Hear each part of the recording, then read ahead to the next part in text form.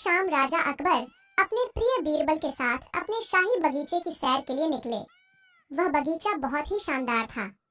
चारों ओर हरियाली ही हरियाली थी और फूलों की भीनी भीनी खुशबू वातावरण को और भी खूबसूरत बना रही थी।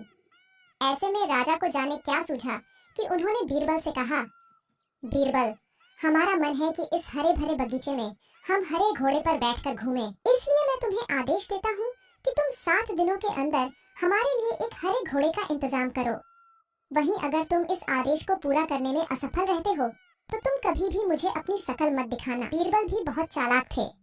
वो भली भांति जानते थे कि राजा उनसे क्या चाहते हैं, इसलिए वो भी घोड़ा ढूंढने का बहाना बनाकर 7 दिनों तक इधर उधर घूमते रहे। 8वें दिन बीरबल दरबार में राजा के सामने पहुंचे और बोले, महाराज, आपकी आज्ञा के अनुसार मैंने आपके लिए हरे घोड़े का इंतजाम कर लिया है, मगर उसके मालिक की 2 शर्तें हैं। राजा ने उत्सुकता से दोनों शर्तों के बारे में पूछा। तब बीरबल ने जवाब दिया, पहली शर्त यह है कि उस हरे घोड़े को लाने के लिए आपको स्वयं जाना होगा। राजा इस शर्त के लिए तैयार हो गए और बोले, महाराज, आपकी आज्ञा के अनुसार मैंने आपके लिए हरे घोड़े का इंतजाम कर लिया है, मगर उसके मालिक की 2 शर्तें हैं। राजा ने उत्सुकता से दोनों शर्तों के बारे में पूछा।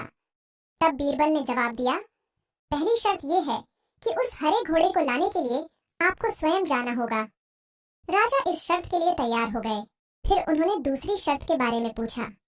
तब बीरबल ने कहा, घोड़े के मालिक की दूसरी शर्त यह है कि आपको घोड़ा ले जाने के लिए सप्ताह के 7 दिन के अलावा कोई और दिन चुनना होगा।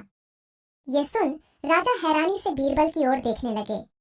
तब बीरबल ने बड़ी सहजता से जवाब दिया, महाराज, घोड़े का मालिक कहता है कि हरे रंग के खास घोड़े को लाने के लिए उसकी यह खास शर्तें तो माननी ही होंगी। राजा अकबर बीरबल की यह चतुराई भरी बात सुनकर खुश हो गए और मान गए कि बीरबल से उसकी हार मनवाना वाकई में बहुत मुश्किल